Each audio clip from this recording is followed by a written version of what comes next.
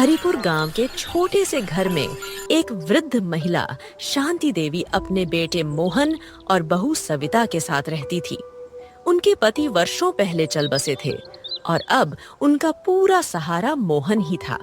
लेकिन समय के साथ मोहन और सविता का व्यवहार शांति देवी के प्रति बदलने लगा। मोहन की शादी के पहले वह अपनी माँ का बहुत आदर करता था, लेकिन शादी के बाद सविता के बहकावे में आकर वह अपनी माँ को नजरअंदाज करने लगा। धीरे धीरे उसकी माँ पर ताने कसने लगी। खाना समय पर न देना, उनकी जरूरतों को अनदेखा करना और उन्हें घर के एक कोने में अकेला छोड़ देना। सविता का रोज का काम बन गया। एक दिन ठंड के मौसम में शांति देवी की तबीयत बहुत खराब हो गई। उन्होंने मोहन से कहा, बेटा मुझे डॉक्टर के पास ले चलो, मुझे बहुत ठंड लग रही है।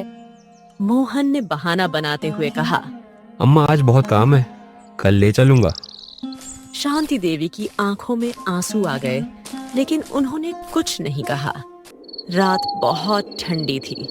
शांति देवी अपने कमजोर शरीर को समेटे हुए बिस्तर पर पड़ी रही। उनके पास कोई देखने वाला नहीं था। ठंड की मार और कमजोरी से उनका शरीर कांप रहा था। उन्होंने करवट बदली और एक लंबी सांस ली।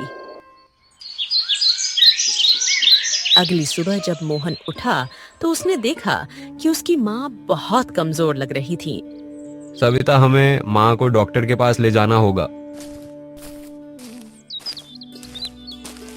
हाँ जी, मैं पहले आप दोनों के लिए खाना निकाल देती हूँ, आप लोग खाकर जाना। सविता दोनों को अलग अलग कमरे में खाना निकाल कर देती है। यह लीजिए नमक और रोटी। तभी खाना देखकर शांति देवी बोलती है, बेटी सब्जी नहीं बनाया था क्या तुमने? नहीं बनाया था ना, आपके बेटे को दी हूँ और अपने लिए रखी हूँ। और यह रोटी रात की बची हुई है। रोटी बर्बाद हो जाती, इसीलिए मैंने आपको दे दिया, क्योंकि मैं अपनी मायके में बासी रोटी नहीं खाती थी और आपके बेटे खेत में इतना काम करते हैं, तो मैं उन्हें बासी रोटी कैसे देती। इतना कहकर सविता अपने कमरे में चली जाती है।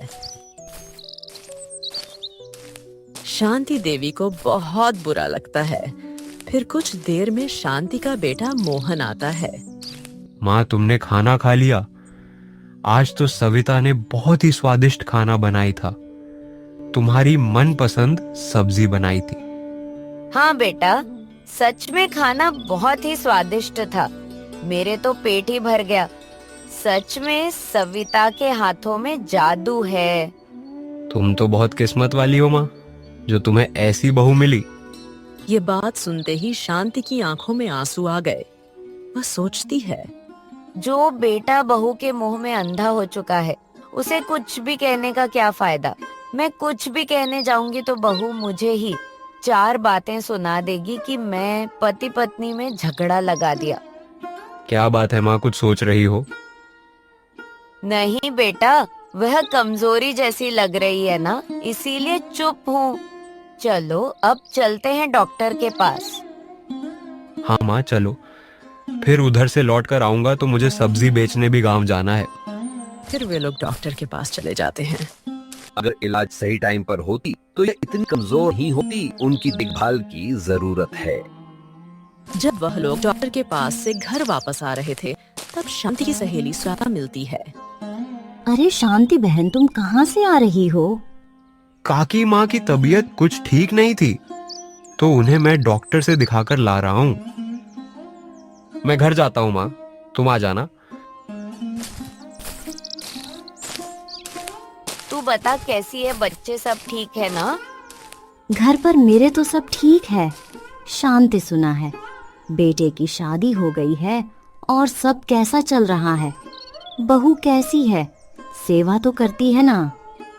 हाँ, 3 महीने पहले ही हो गई है। तू तो शादी में नहीं आई। अरे शांति, मैं तो आना चाहती थी, लेकिन मेरी भाभी की तबीयत उस दिन बहुत खराब थी, इसलिए नहीं आई। अच्छा कोई बात नहीं। और बताना शांति, बहू कैसी है? मेरी बहू लाखों में एक है। उसे घर के सारे काम आते हैं। मेरी बड़ी सेवा करती है, मुझे एक काम तक को हाथ नहीं लगाने देती। रोज गर्मा गर्म भोजन पहले मुझे परोसती है, फिर बाद में दोनों पति पत्नी खाते हैं। सारे घर को बहुत अच्छी तरह से संभाल लेती हैं। मेरी बहू बहुत ही अच्छी है, मुझे अपनी माँ की तरह समझती है। अरे शांति, तेरे तो भाग खुल गए जो इतनी अच्छी बहू मिली है। चलो भाई, ये तो बहुत बढ़िया हो गया। अब तुम्हें कोई फिक्र करने की जरूरत नहीं है। इतनी अच्छी बहू जो मिली है। सुषमा वहां से चली जाती है और शांति चिंता में पड़ जाती है। मुझे घर जल्दी जाना होगा। फिर शांति घर की ओर निकल पड़ती है। घर पहुंचने के बाद शांति की बहू सविता शांति से कहती है, आ गई महारानी। इतनी देर तक कहाँ थी? अभी तो तेरे सब तबीयत ठीक हो गई होंगे, खाली बहाना करती है। वह मेरी एक सहेली मिल गई थी, उससे बात करने लगी तो देर हो गई। अच्छा, तो यह बात है। बाहर जाकर अपनी सहेली से मेरी चुगली कर रही थी कि मेरी बहू ऐसी है वैसी है। तुमने मेरे बारे में उल्टा सीधा कहा होगा, मेरे पीठ पीछे मेरी बुराई करती हो। नहीं बहू, मैंने किसी से कुछ नहीं कहा। शाम हो जाती है और मोहन काम करके घर आ जाता है और अपनी माँ के पास जाकर बैठता है। क्या बात है माँ, बहुत उदास है, कोई बात है क्या? नहीं बेटा, कोई बात नहीं है। मैं अभी तक दवा नहीं खाई है और मेरे पैरों में दर्द है। थोड़ा दवा मेरा दे देना। ये क्या माँ, सामने ही तो रखा है, तुम इतना भी नहीं कर सकती? मैं अभी काम पर से आया हूँ, बहुत थका हुआ हूँ, मैं सोने जा रहा हूँ। इतना कहकर मोहन वहां से चला जाता है। शांति को बहुत बुरा लगता है। वह अपने पति को याद करते हुए कहती है, काश आप मुझे छोड़कर नहीं गए होते। आप क्यों चले गए? अगर जाना ही था तो मुझे भी अपने साथ लेकर जाते, तो आज मेरा यह हाल ना होता। देख रहे हो अपने बेटे को, जो अपनी पत्नी के प्यार में इतना अंधा हो चुका है कि उसे अपनी माँ की तकलीफ नहीं दिखती। मैं उसे बहू के बारे में कुछ भी कहती तो वह अपने पत्नी की तरफदारी करता है। आज तक उसने मेरी कभी कोई बात नहीं मानी। पता नहीं मैंने ऐसा कौन सा पाप किया है जो मुझे ऐसे दिन देखना पड़ रहे हैं। क्या बात सविता, बहुत थकी थकी सी लग रही हो। हाँ, मेरे पैरों में बहुत दर्द है और सर में भी दर्द है। दिन भर काम करके थक जाती हूँ। आपका ख्याल रखना, माँ जी के खाने पीने का ख्याल रखना और उनकी दवाइयाँ का भी ख्याल रखना। और घर का काम, दिन भर मुझे बहुत सारे काम होते हैं। माँ जी को क्या है, वह दिन भर सिर्फ आराम फरमा रहती है। यह नहीं कि मेरा थोड़ा हाथ बटा दे। अच्छा, उसकी छोड़ो, मैं तुम्हारा सर और पांव दवा देता हूँ। मैं हूं ना तुम्हारा ख्याल रखने के लिए। तुम चिंता क्यों करती हो? तुम्हें परेशान देख मैं भी परेशान हो जाता हूँ। तुम परेशान होती हो तो मुझे बिल्कुल भी अच्छा नहीं लगता। माँ का क्या है, वह तो आज है, कल नहीं। उसकी उम्र हो चली है, उसकी छोड़ो। शांति ये सारी बातें उसकी सुन लेती है। उसकी आंखों में पानी आ जाता है। वाह बेटा, जब मैं तुमसे दवाई मांगी तो तुमसे इतनी भी नहीं हुआ। मुझसे कहकर गया कि मैं सोने जा रहा हूँ। तुझे अपनी पत्नी का दुख दिखता है, माँ का नहीं, और यहाँ अपनी पत्नी का पांव दबा रहा है। वह बहुत उदास होकर सोने चली जाती है। फिर अगले दिन मोहन अपने काम पर जा रहा होता है। तभी उसका दोस्त रमेश उसे मिलता है और कहता है, क्या है मोहन, कहाँ जा रहे हो? क्या बताऊं रमेश भाई, काम पर जा रहा हूँ, हाथ बिल्कुल खाली है। इतनी मेहनत करता हूँ फिर भी हाथ पर पैसे नहीं रहते हैं। अरे मोहन, मैं तुमसे कितनी बार कहा हूँ, ये सब काम धंधा छोड़ दे। अगर किस्मत में तुझे धनवान बनना लिखा होगा तो तू बन जाएगा। ये सब भाग्य का खेल होता है। हाँ भाई रमेश, तू बिल्कुल ठीक कह रहा है। बिना मेहनत किए हुए अगर पैसा आ जाता तो कितना अच्छा होता ना। मैं कुछ दिन और काम करके देखता हूँ, फिर मैं छोड़ दूंगा। जब इतनी मेहनत करके भी पैसा नहीं बचता तो फिर मेहनत करने का क्या फायदा। फिर मोहन वहां से चला जाता है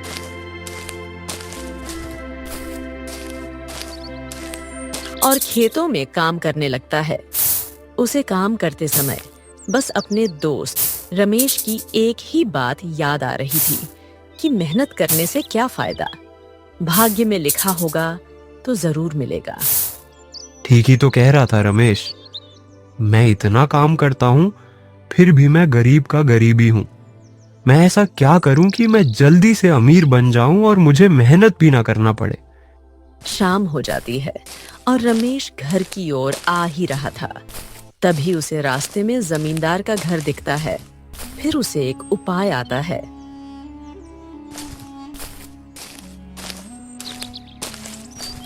इस बुढ़िया से मैं तंग आ चुकी हूँ। इस बुढ़िया का कुछ करना ही पड़ेगा। मैं इस घर पर केवल मेरा अधिकार चाहती हूँ। इस बुढ़िया को जब भी देखती हूँ मेरा खून खौल उठता है। पता नहीं यह कब मरेगी। उधर से इसकी दवाई का खर्च, यह मर जाएगी तो इसकी दवाई के पैसे बच जाएंगे। ऐसे तो यह बुढ़िया दवाई के चक्कर में हमें कंगाल करके छोड़ेगी। कुछ करना पड़ेगा। सविता यह सब सोच ही रही थी। तब उधर से मोहन आ जाता है और सभी खाना खाकर सो जाते हैं। जब आधी रात होती है तब मोहन उस जमींदार के घर के बारे में सोचता है और घर से बाहर निकल जाता है। हाँ, रात का समय सही रहेगा। दिन में तो मैं ये काम कर भी नहीं पाऊंगा। मोहन जमींदार के घर के पास पहुंच जाता है और इधर उधर देखता है। फिर घर के अंदर घुसकर उसके जेवर पैसे लेकर भागने की कोशिश करता है। तभी जमींदार की आंखें खुल जाती हैं और मोहन पकड़ा जाता है। जमींदार साहब, मुझे माफ कर दीजिए, मैं अब ये काम दोबारा नहीं करूंगा। जमींदार साहब, मैं ये काम पैसे की लालच में किया था। नहीं, मैं तुझे माफ नहीं करूंगा। अगर मैं तुम्हें माफ कर दिया तो तू फिर कल किसी दूसरे के घर में जाकर चोरी करेगा। यह माफी लायक काम नहीं है। फिर जमींदार ने गांव वालों को बताकर मोहन की अच्छी पिटाई करवाई और साथ में मोहन को जेल में भी डलवा दिया। जब इस बात की खबर सविता और शांति को पता चला तो वे लोग बौखला गए और जमींदार के पास आते हैं। जमींदार साहब, माफ कर दीजिए मेरे बच्चे को। अब से वह दोबारा कभी यह काम नहीं करेगा। मैं इस बात की गारंटी लेती हूँ। शांति गारंटी की बात करती हो। गारंटी तो किसी चीज की भी नहीं होती, तुम्हारी जान की भी नहीं। जमींदार साहब, मैं आपके सामने हाथ जोड़ती हूँ, छुड़ा दीजिए। पुलिस थाने से मेरे कहने पर ही उसने आपके घर पर चोरी करने आया। आप मेरी सजा उसे मत दीजिए। आप जो बोलोगे मैं वह करने के लिए तैयार हूँ। अच्छा, मैं जो बोलूंगा वह तुम करोगी?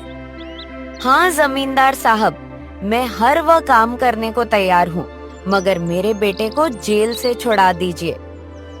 इतना कह रही हो तो मान लेता हूँ, पर मेरा भी एक शर्त है कि तुम मेरे घर में झाड़ू पोंछा का काम करोगी। वह भी बिना तनख्वाह के मंजूर है, तो बोलो। हाँ जमींदार साहब, मुझे आपकी ये शर्त मंजूर है।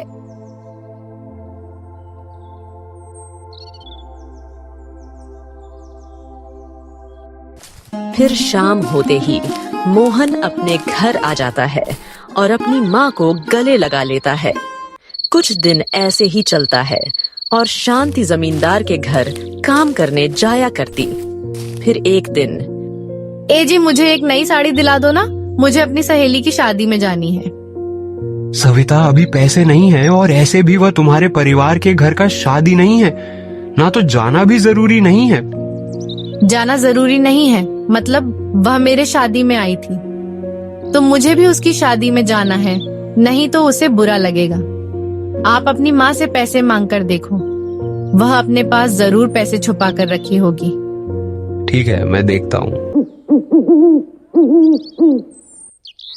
शांति जब जमींदार के घर से काम करके आती है तब मोहन बोलता है, माँ, जब तुम बीमार थी तब तुम्हारी इलाज के लिए अपने दोस्त रमेश से पैसे उधार मांगे थे। अब वह पैसे मांग रहा है। मेरे पास तो अब भी बिल्कुल पैसे नहीं है माँ। तुम्हारे पास है तो दे दो ना। ठीक है बेटा, मेरे पास ज्यादा पैसे तो नहीं है, थोड़े बहुत है, मैं तुम्हें दे देती हूँ। यह पैसे तुम्हारे पिताजी ने मुझे रखने को दिए थे कि मुसीबत पर काम आएगी। मोहन ने माँ से पैसे लेकर अपनी पत्नी को साड़ी खरीदने के लिए दे देता है। अगली सुबह सविता जानबूझकर शांति से टकरा कर नीचे गिर जाती है। कैसे गिर गई बहू? ठीक तो हो, कहीं चोट तो नहीं लगी? अजी सुनते हो, तुम्हारी माँ ने मुझे नीचे गिरा दिया। मोहन दौड़कर वहाँ आता है। ये क्या कह रही हो? बहू, मैं तुम्हें नहीं गिराया, तुम झूठ क्यों बोल रही हो? तुम तो अपने आप से ही गिर गई। देखा आपने, आपकी माँ कितना झूठ बोल रही है। मैं क्या नाटक कर रही हूँ? मुझे सच में बहुत चोट आई है, बहुत दर्द हो रहा है। यह क्या है माँ? आपने उसे क्यों गिराया? आप देखकर नहीं चल सकती? मुझे पता है आप उसे खास पसंद नहीं करती, लेकिन यह क्या तरीका हुआ? उसे कितना दर्द हो रहा है, ऊपर से आप उस पर झूठा इल्जाम लगा रही हो। बेचारी दिन भर कितना काम करती है, वह जानबूझकर अपने आप को चोट क्यों पहुंचाएगी? जरा सोच समझ कर बोला करो। चलो सविता, तुम आराम कर लो, सारा काम माँ संभाल लेगी। मोहन सविता को अपने कमरे में ले जाता है।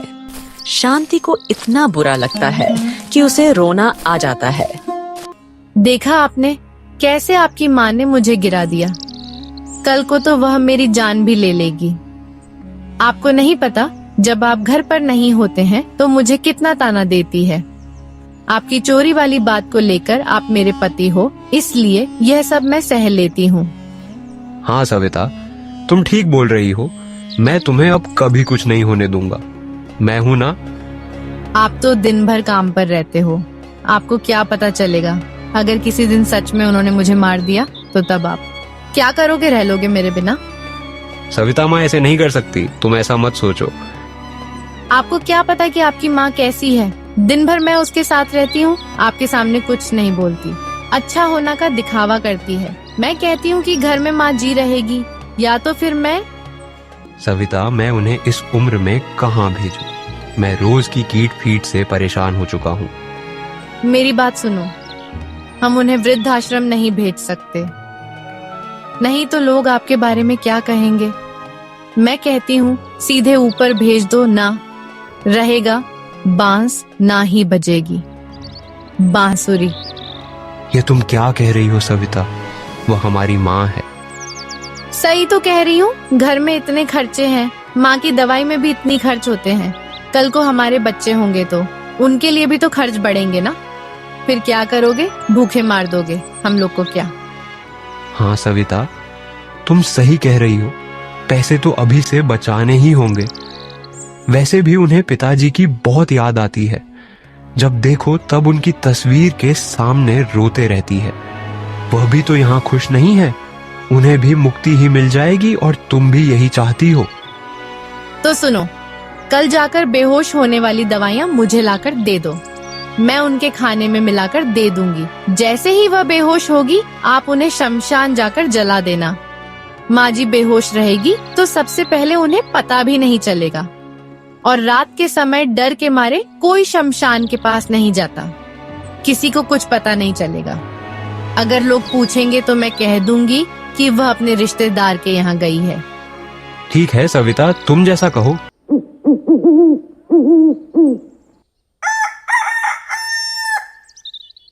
अगले दिन मोहन सविता को बेहोश होने वाला दवा लाकर दे देता है और उसी दिन सविता शांति की मनपसंद के खाना बनाती है। आज इस बुढ़िया की मनपसंद की सब्जी बना देती हूँ। लीजिए माँ जी, खाना खा लीजिए।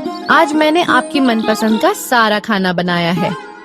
शांति को शक होने लगता है और वह सोचती है, आज तक तो बहू ने मेरी पसंद की खाना कभी नहीं बनाया, तो आज कैसे रोज तो हमें बांस खाना देती है? कुछ तो गड़बड़ है, जरूर इस खाने में कुछ मिलाया है। लेकिन मैं करूं भी तो क्या करूं? आज नहीं खाऊंगी, कल नहीं खाऊंगी, लेकिन कभी तो मुझे इसके हाथ का खाना ही पड़ेगा। कितने दिन भूखे रहूंगी और कहाँ जाऊंगी है भोलेनाथ। मैं तेरी बहुत भक्ति की है, अगर मेरी भक्ति में सच्चाई होगी तो मैं यह खाना खाकर भी जीवित रह जाऊंगी, अन्यथा मुझे मरना भी स्वीकार है। सब आपके ऊपर छोड़ रही हूँ प्रभु, मेरी रक्षा कर लेना, नहीं तो मुझे मार देना। अगर आपकी यही इच्छा है तो मुझे मौत भी मंजूर है। सविता जैसे ही खाना खाने पर बैठी है, तभी दरवाजे से किसी की आवाज आती है। बेटी कुछ खाने को है तो दे, रुखा सुखा ही सही, पर मुझे खाने को थोड़ा सा दे दो बेटी, तेरा बड़ी मेहरबानी होगा। ए बूढ़े, जा यहाँ से, हमारे तो खुद ही खाने को नहीं है और मैं सबको दान करती रहूं। तभी शांति अंदर से आती है और कहती है, साधु महाराज मेरे हिस्से का खाना खा लीजिए, मैंने अभी उसे झूठा नहीं किया है। तभी सविता कहती है, नहीं माँ जी, यह खाना मैंने इतनी मेहनत से आपके लिए बना है, आप इसे खाइए। इन साधुओं का क्या है, इन्हें तो बस किसी के घर जाकर भिक्षा मांगना है। नहीं बहू, ऐसे नहीं कहते, घर पर आए साधुओं को ऐसे नहीं लौटाया जाता है। आइए साधु महाराज बैठकर खा लीजिए। तभी साधु घर के अंदर आ जाते हैं और बैठकर खाना खाने लगते हैं। साधु को खाना खाते देख मोहन और सविता डरने लगते हैं। अगर साधु महाराज यह खाना खाकर बेहोश हो जाएंगे तो फिर मैं क्या करूँगी? मैं तो माँ जी के सामने पकड़ी जाऊंगी। साधु महाराज खाना खा लेते हैं और कहते हैं, बेटा क्या मैं थोड़ी देर के लिए यहाँ पर रुक सकता हूँ? मुझे अजीब सा लग रहा है, मैं नहीं चल पाऊंगा। हाँ साधु महाराज, क्यों नहीं, आप आराम कर लीजिए। साधु महाराज को कोई चक्कर नहीं आ रहा था, वह बस एक नाटक कर रहे थे। कुछ देर रुकने के बाद साधु ने शांति से कहा, बेटी तुमने अपना हिस्सा का खाना मुझे खिलाया है, तुमने मेरे ऊपर बहुत बड़ा उपकार किया है। एक भूखे को खाना खिलाना पुण्य का काम होता है। मैं तुमसे बहुत प्रसन्न हूँ, इसलिए मैं तुम्हें कुछ देना चाहता हूँ। ये मेरे पास कुछ सोने के सिक्के हैं जो तुम रख लो। बुढ़ापे में अपने पास कुछ पैसे या जेवर रखना चाहिए। शांति साधु महाराज के कहने पर शांति सोने के सिक्के रख लेती है। यह सब देखकर मोहन और सविता की आंखें फटी की फटी रह जाती हैं और साधु महाराज वहां से चले जाते हैं। ए जी, साधु महाराज को तो कुछ भी नहीं हुआ, आपने वह दवा सही तो लाया था ना? अच्छा चलो कोई बात नहीं, जो होता है अच्छे के लिए होता है। साधु महाराज तो चले गए, अब तुम जाकर वह सोने के सिक्के माँ से ले लो। उन्हें क्या, बुढ़ापे में कोई शॉपिंग करने जानी है, जो साधु ने कहा बुढ़ापे में रखना जरूरी होता है। सविता, अब इन सोने के सिक्के से तो हम लोग गांव का सबसे अमीर आदमी बन जाएंगे। अब हम लोग सबसे पहले एक सुंदर सा घर बनाएंगे और फिर मन इस पुराने वाले घर में माँ रहेगी और हम लोग नए वाले घर में तुम्हें भी ताना नहीं सुनना पड़ेगा माँ का। हाँ जी, आप बिल्कुल सही सपना देख रहे हो। जाओ जल्दी से माँ से सोने के सिक्के मांग लो। माँ, तुम्हें अब इन सिक्कों की क्या जरूरत है? लावा सिक्का मुझे दे दो, मैं ये सिक्का का उपयोग घर बनाने के काम में करूंगा। हाँ बेटा ले लेना, मैं कहाँ तुम्हें नहीं देने को तैयार हूँ, पर मैं चाहती हूँ कि जब तक मैं जीवित रहूँ तब तक यह सोने का सिक्का मेरे पास ही रहे। पर माँ, तुम क्या करोगी इन सोने के सिक्कों को अपने पास रखकर? बेटा क्या तुमने सुना नहीं, साधु महाराज ने क्या कहा था कि बुढ़ापे में मुझे अपने पास पैसे या जेवर रखना चाहिए। मैं अभी नहीं दूंगी। जब मोहन ने सुना कि माँ ने सोने का सिक्का देने से इनकार कर दिया, तब मोहन ने माँ के हाथों से सोने के सिक्के की गठरी छीन लेता है और लाकर अपनी पत्नी सविता को दे देता है। सविता सोने के सिक्के को देखकर बड़ा खुश होती है। आह जी, अब लग रहा है कि हमारे सपने पूरे हो जाएंगे। हाँ सविता, कल तुम पैसे निकाल कर दे, मैं कल ही घर बनवाने में हाथ लगा देता हूँ। कुछ दिनों के बाद मोहन और सविता का घर बनाकर तैयार हो जाता है और महल जैसे घर में वे लोग रहने लगते हैं। इधर शांति पुराने वाले घर में अकेले रहती और खुद के लिए खाना बनाती। उसे यह जिंदगी बिल्कुल अच्छी नहीं लग रही थी। एक दिन शांति ने उसे नए वाले घर में रहने जाती है, पर सविता ने उसे धक्के मारकर निकाल देती है। माँ ने बेटे मोहन की ओर देखा, पर मोहन ने कुछ नहीं कहा। वह चुपचाप खड़ा रहा। माँ की आंखों में आंसू थे, लेकिन वह मुस्कुराकर बोली, बेटा खुश रहना, मैं चलती हूँ। धन की चमक में मोहन इतना अंधा हो गया कि उसे अपनी माँ की याद तक नहीं आई, लेकिन भाग्य को कुछ और ही मंजूर था। एक दिन कुछ ही महीनों में मोहन को एक गंभीर बीमारी हो गई। डॉक्टरों ने बताया कि उसकी दोनों किडनी खराब हो चुकी हैं। उसे किडनी ट्रांसफर करने की जरूरत है। अगर यह काम जल्द से जल्द नहीं हुआ तो उसकी जान भी जा सकती है। मोहन को किडनी किसी ने देने को तैयार नहीं था। यहाँ तक कि सविता ने भी किडनी देने से मना कर दिया। तभी यह खबर शांति देवी तक पहुँचती है तो वह दौड़ी दौड़ी अस्पताल आ जाती है और डॉक्टर से कहती है, डॉक्टर साहब, आप मेरी किडनी निकालो। नहीं, आपकी किडनी निकालने की उम्र नहीं है। आपकी किडनी निकाला तो फिर खतरा हो सकता है। अगर मेरी किडनी से मेरा बेटा बच सकता है तो ये मेरे लिए सबसे बड़ी खुशी होगी। बिना कोई शर्त रखे माँ ने अपनी एक किडनी दे दी। ऑपरेशन सफल रहा और मोहन की जान बच गई। होश में आने के बाद जब मोहन को यह पता चला कि जिस माँ को उसने सताया उसी माँ ने अपनी किडनी देकर उसे जीवन दान दिया, तो वह अंदर तक टूट गया। उसने फूट फूट कर रोते हुए माँ के पैरों में गिरकर माफी मांगी। माँ, मैं बहुत बुरा बेटा हूँ। सविता के चक्कर में आकर मैंने आपकी कोई बात नहीं मानी। मुझे माफ कर देना माँ। फिर तुरंत ही शांति देवी की आंखें बंद हो गईं और वह दुनिया को छोड़कर चली गई। उनके चेहरे पर शांति थी, लेकिन मोहन की आत्मा चीत्कार कर रही थी। इस कहानी से यह शिक्षा मिलती है कि माता पिता की कीमत तभी समझ में आती है जब वे चले जाते हैं। धन से सब कुछ खरीदा जा सकता है, लेकिन माँ बाप का प्यार नहीं। इसलिए जब तक वे हमारे साथ हैं, उनकी कदर करनी चाहिए, वरना केवल पछतावा ही बचता है।